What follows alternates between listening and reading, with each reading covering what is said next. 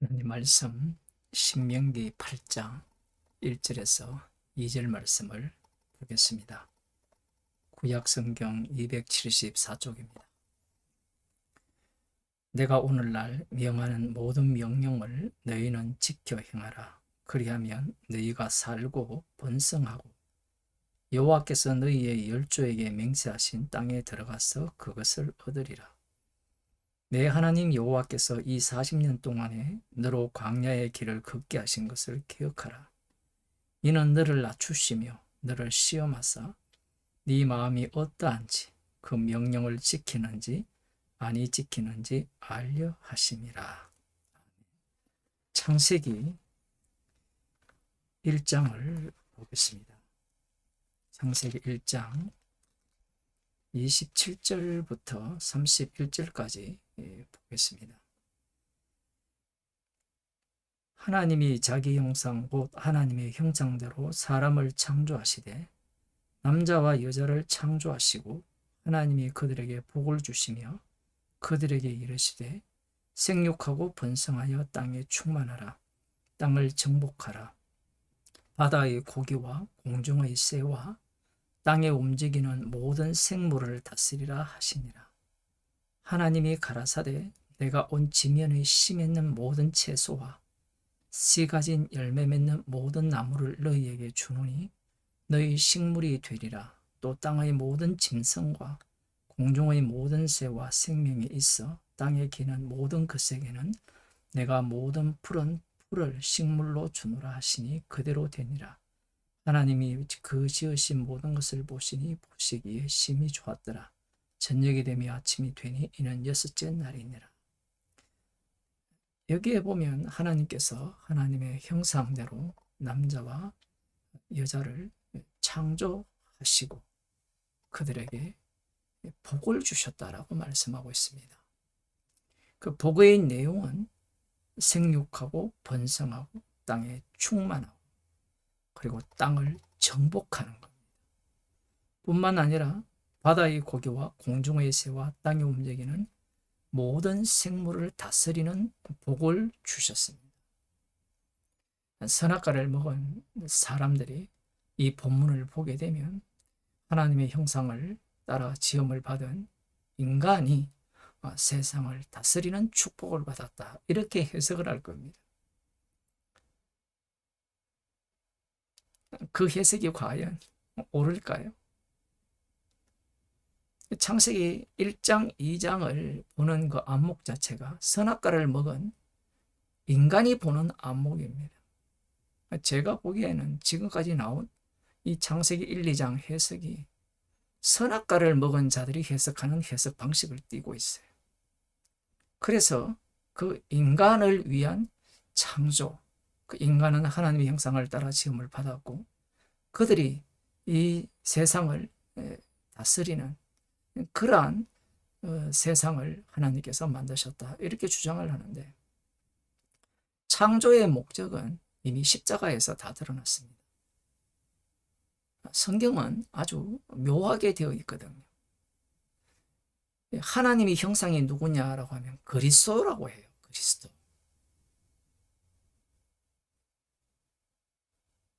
그리스도가 하나님의 형상이라고 말씀하시는 이유가 무엇이냐라고 하면 인간들은 하나님의 형상이라고 하면 자기들이 알고 있는 그 지식을 갖고 그 지식 중에 하나가 성경이거든요.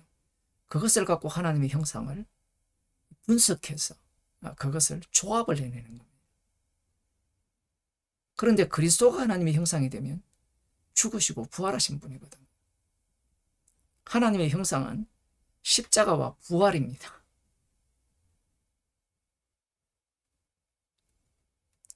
사도 바울이 성도들을 향하여 그리스도의 형상이 이루기까지 내가 해산하는 수고를 다하노라 라고 말을 했죠. 그러면 성도들은 그리스도의 형상이 이루려면 어떻게 해야 됩니까? 성령을 받은 자들은 이전의 삶과 달라야 된다라고 목사들이 가르치거든요. 변화된 삶을 살아야 된다는 거예요. 말은 맞아요. 말은 틀린 게 없습니다. 그러면 변화된 삶이 무엇이냐? 다른 게 무엇이냐라는 거예요. 그 다른 내용이 오늘 신명기 8장 1, 2절에 나타나는데요.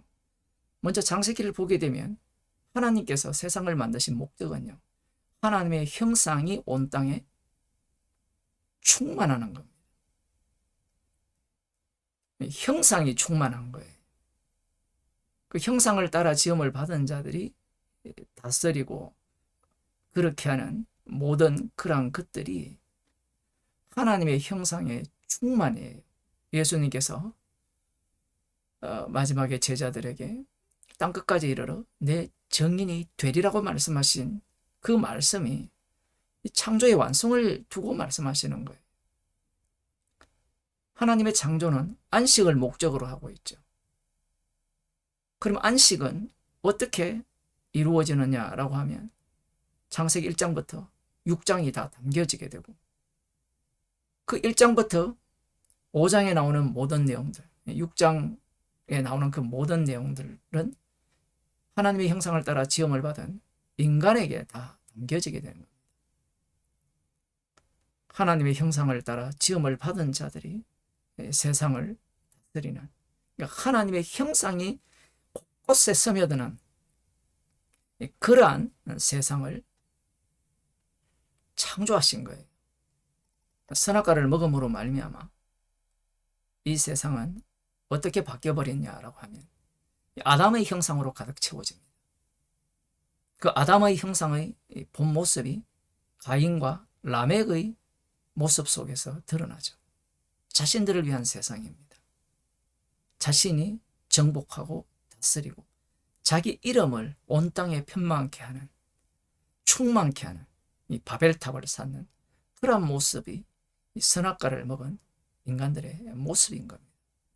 그들 중에 이스라엘을 선택하여서 약속의 땅을 약속하시고 그 약속의 땅으로 이스라엘을 인도하시기 전에 오늘 본문에서 하나님께서는 이렇게 말씀하죠. 오늘날 명하는 모든 명령을 너희는 지켜 행하라. 그리하면 너희가 살고 번성하고, 이렇게 말씀해요.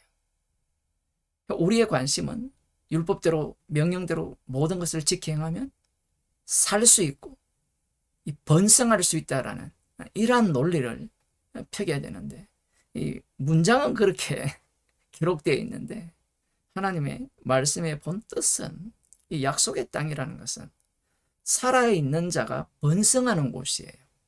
그러면 살아있는 자가 번성하는 곳은 그들은 어떠한 자들이냐면 하나님께서 명하시는 모든 율법을 지켜 행하는 자들이어야 한다는 겁니다.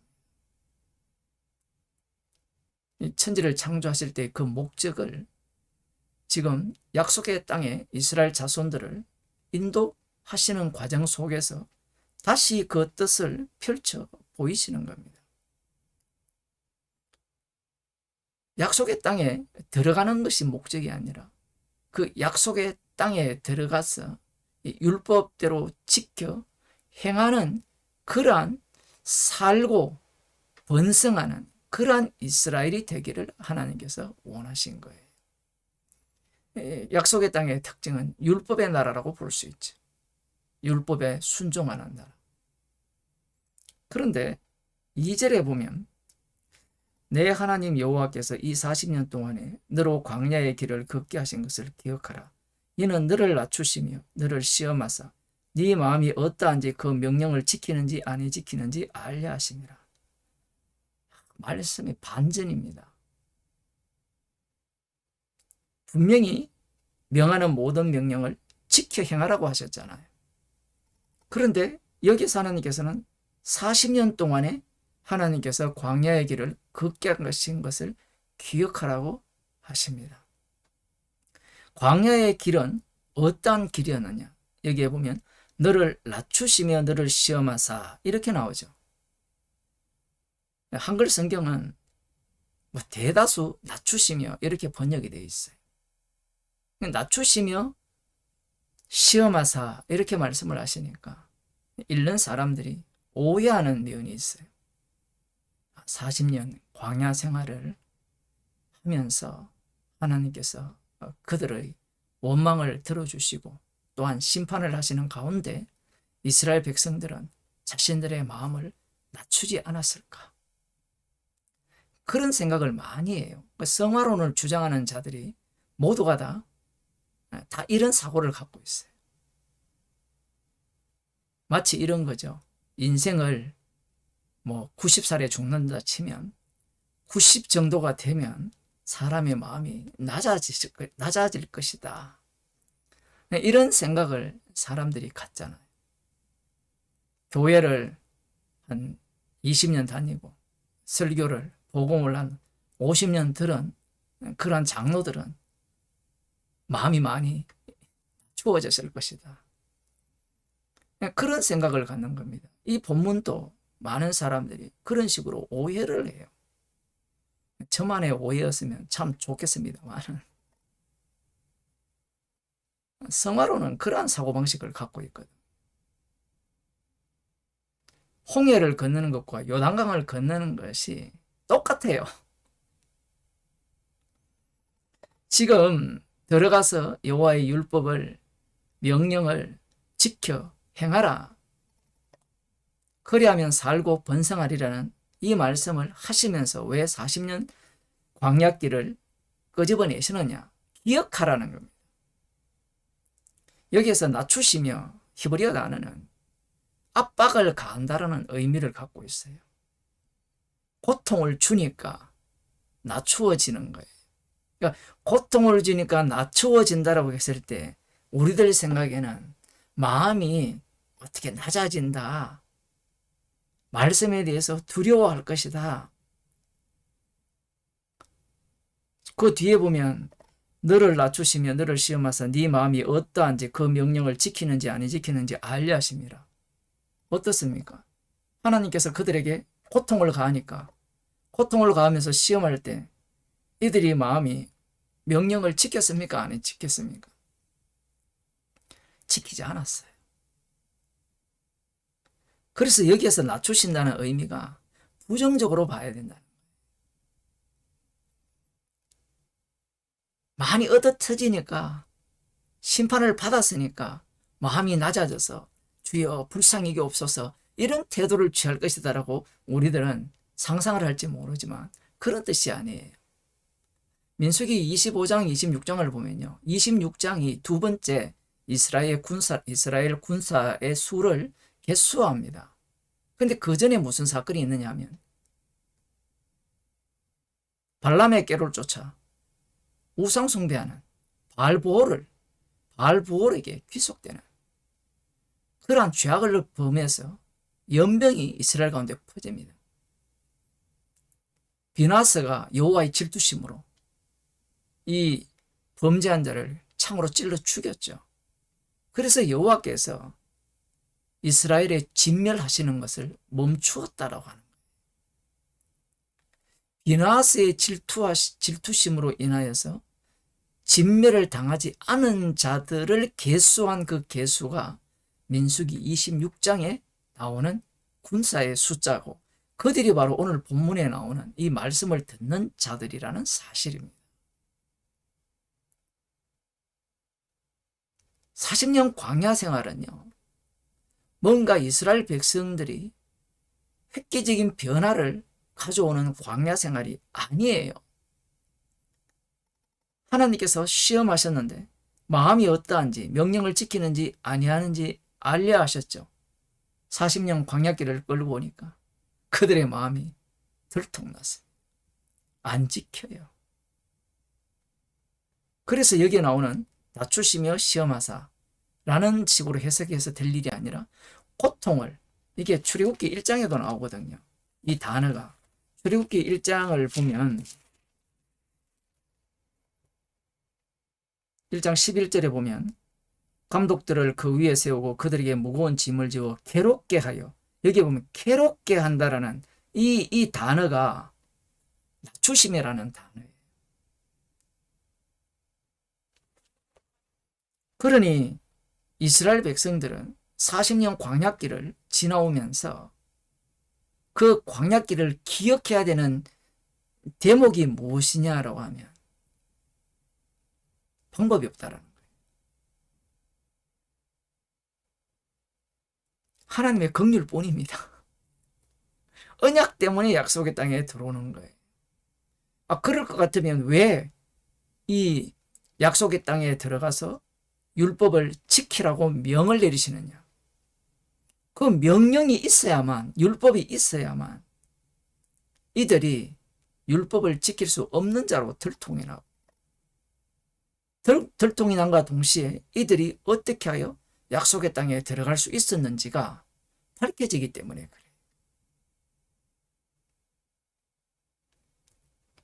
성도들이 이 땅에서 살아가잖아요.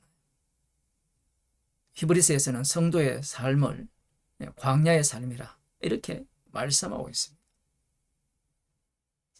목사들이나 교인들이 오해하는 게 무엇이냐면, 자신들은 이 구약에 나오는 이스라엘 백성들이나 아니면 예수님을 살해한 유대인들과 바리새인과 서기관들과 다른 삶을 살 것이라고 생각을 하는 거예요.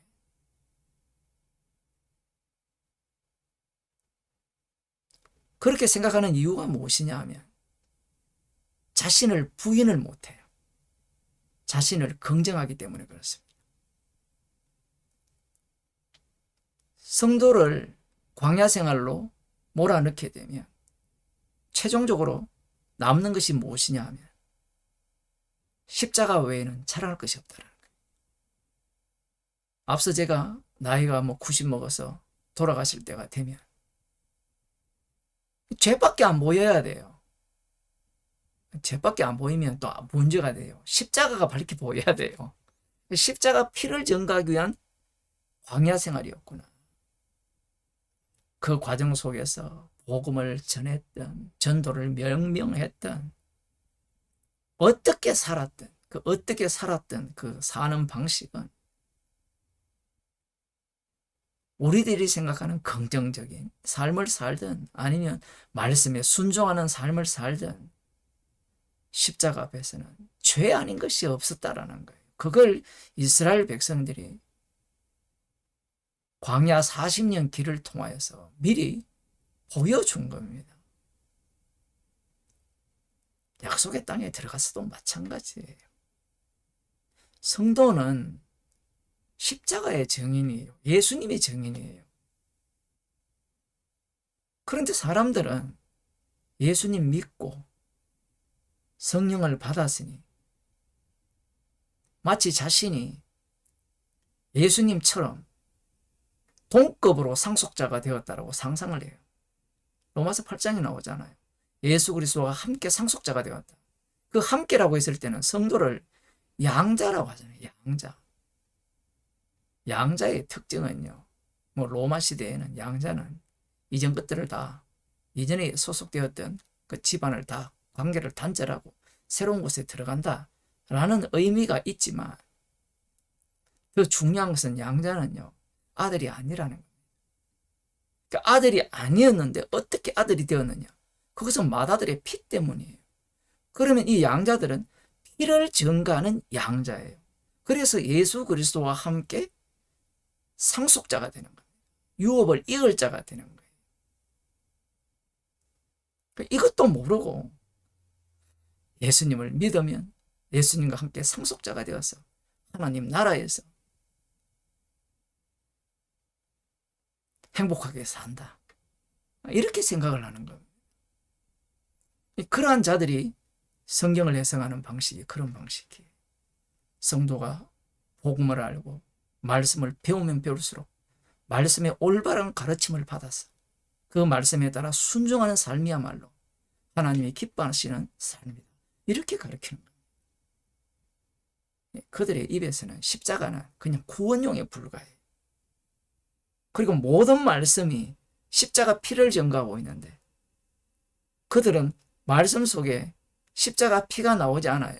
달리 말하면 죄가 들통나지 않는 말씀이 되는 겁니다.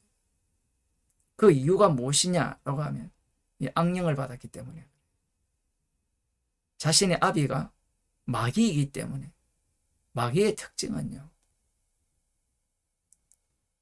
십자가를 제거하는 겁니다. 십자가에서 다 이루심을 제거하는 거예요. 그 십자가의 모든 것들이 엉축되고 모든 것들이 십자가로 귀결되는 것을 싫어해요. 자기의 영광, 나의 영광을 계속해서 유지하려고 하고 받아야 된다라는 겁니다. 그래서 말씀을 해석하면 해석할수록 그들은 그들의 악마성이 드러나는 거예요. 이 본문도 마찬가지지요. 고통을 가하여서 시험하신 이유는 그들의 속마음을 들통내기 위함이에요.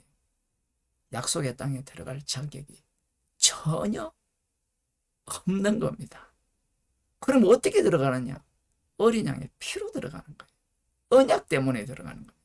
언약을 위하여서 어린 양의 피를 증거하기 위해서 우리를 하나님의 자녀, 양자로 만드신 겁니다.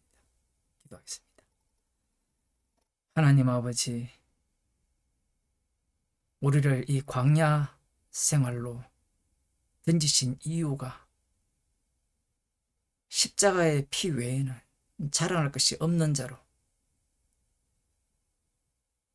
살게 하기 위해서, 주님의 증인으로 살게 하기 위해서임을 말씀을 통하여 들려주심을 감사드립니다. 십자가의 그 놀라운 은혜를 알아가는 기쁨을 저희들에게 주시고 감사함이 넘치는 주의 백성이 되게 하여 주옵소서. 예수님 이름으로 기도드리옵나이다.